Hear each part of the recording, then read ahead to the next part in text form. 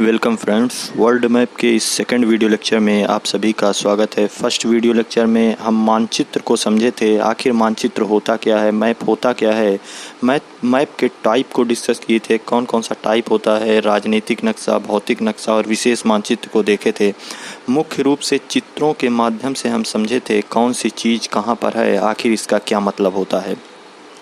मानचित्र की दिशाओं को समझे थे कि मानचित्र की दिशा का साइंस में कैसे यूज होता था, वो हम इमेज के माध्यम से विजुलाइजेशन करके समझे थे। आप यदि मैप का पिछला वीडियो लेक्चर नहीं देखा है तो आप देखिए, हज़ारों में व्यूज गए हैं उसमें अभी तक, तो आप उसे देखिए, अध्ययन करिए, फिर आप इस लेक्चर पे आइए तो आपको बहुत ही अच्छे ढंग से समझ में। पहला पॉइंट हमने समझा था एशिया महाद्वीप को। पिछले लेक्चर में एशिया महाद्वीप का जो पॉइंट था उसे क्लियर किया था। महाद्वीप कितने होते हैं हमने आपको बता दिया था उस वीडियो लेक्चर में, और एशिया महाद्वीप को समझा था कि इसमें क्या क्या चीज़ है जो एग्जाम के दृष्टिकोण से इम्पोर्टेंट है।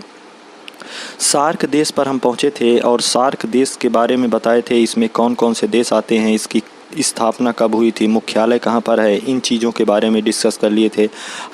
और आज के इस वीडियो लेक्चर में हम सार्क देशों के बारे में जानेंगे, एक एक देश को उठाएंगे और उसका क्या महत्वपूर्ण बिंदु है उसे क्लियर करेंगे जो एग्ज़ाम के दृष्टिकोण से इम्पॉर्टेंट होगा। देखिए, वैसे भी आपको मैप पढ़ना चाहिए, क्योंकि आप मैप पढ़ते हैं तो आप संसार को आसानी से समझ सकते हैं कौन सी चीज़ कहाँ पर है और इसकी क्या खासियत है। देखिए, मालदीव से शुरू करते हैं जो निचले देश में आता है। शुरू से लेकर नीचे से लेकर हम ऊपर की ओर जाएंगे, मैप के द्वारा आप देखते रहेंगे तो आपको आसानी से समझ में आएगा।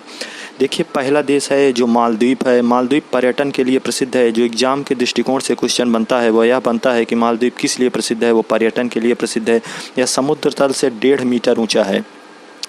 दूसरा जो देश हमारा आता है वो सार्क के अंतर्गत, वो है श्रीलंका। श्रीलंका आंसू के आकार का है और यह 4 जनवरी 1948 को ब्रिटेन से स्वतंत्र हुआ और यह चाय का निर्यातक देश है। श्रीलंका मुख्य रूप से आप जानिए कि चाय का निर्यात करता है, यानी चाय का निर्यातक देश है। इसकी राजधानी के बारे में पूछा जाता है क्वेश्चन, तो सबसे पहले इसकी राजधानी कैडी थी, फिर बाद में कोलंबो हुई और वर्तमान में इसी जयवर्धनपुरम है।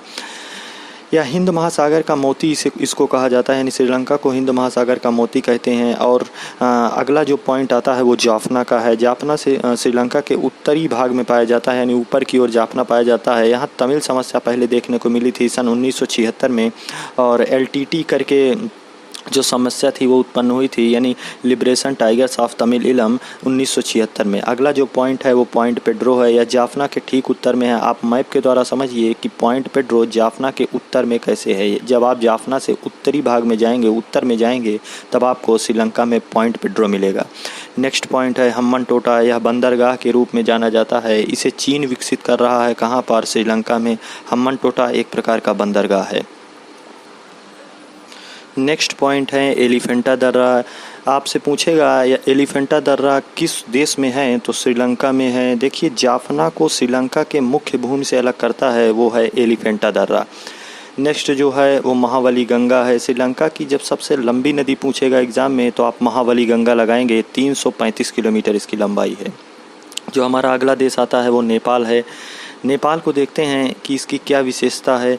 मुख्य रूप से आप समझिए, नेपाल के दृष्टिकोण से जो एग्ज़ाम में क्वेश्चन पूछेगा देश के लिए, तो नेपाल में मेनली यही पूछेगा कि नेपाल भारत से कितने राज्यों के साथ सीमा साझा करता है, तो 5 राज्यों के साथ सीमा साझा करता है। कौन कौन सा? उत्तराखंड, उत्तर प्रदेश, बिहार, पश्चिम बंगाल और सिक्किम। नेपाल मुख्य रूप से जड़ी बूटियों के लिए प्रसिद्ध है और जल विद्युत के लिए यह प्रसिद्ध है। यहाँ पर 88% हिंदू आबादी रहती है और नेपाल की जो राजधानी है वो काठमांडू है। यह मध्य हिमालय का पार्ट है, यानी नेपाल मध्य हिमालय का भाग माना जाता है।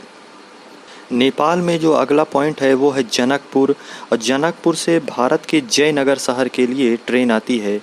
तो नेपाल देश से जो एग्ज़ाम के दृष्टिकोण से क्वेश्चन बनेगा वो इसी पॉइंट से पूछे जाएंगे। अगला जो देश आता है वो है भूटान। यहाँ काला पर्वत स्थित है, यानी ब्लैक माउंटेन। आपसे पूछेगा कहाँ है, तो आप भूटान लगाएंगे। यह तड़ित झंझावत के नाम से जाना जाता है, यानी लैंड ऑफ थंडरबोल्ट। जहाँ बिजली ज़्यादा कड़कती है, बहुत ज़्यादा, तो उसे लैंड ऑफ थंडरबोल्ट कहते हैं, यानी तड़ित झंझावत का क्षेत्र भूटान को माना जाता है। यहाँ पर कुछ परियोजनाएँ चलती हैं, जैसे चूखा परियोजना, दोगाचू परियोजना, ताला परियोजना आदि भूटान में चल रहा है।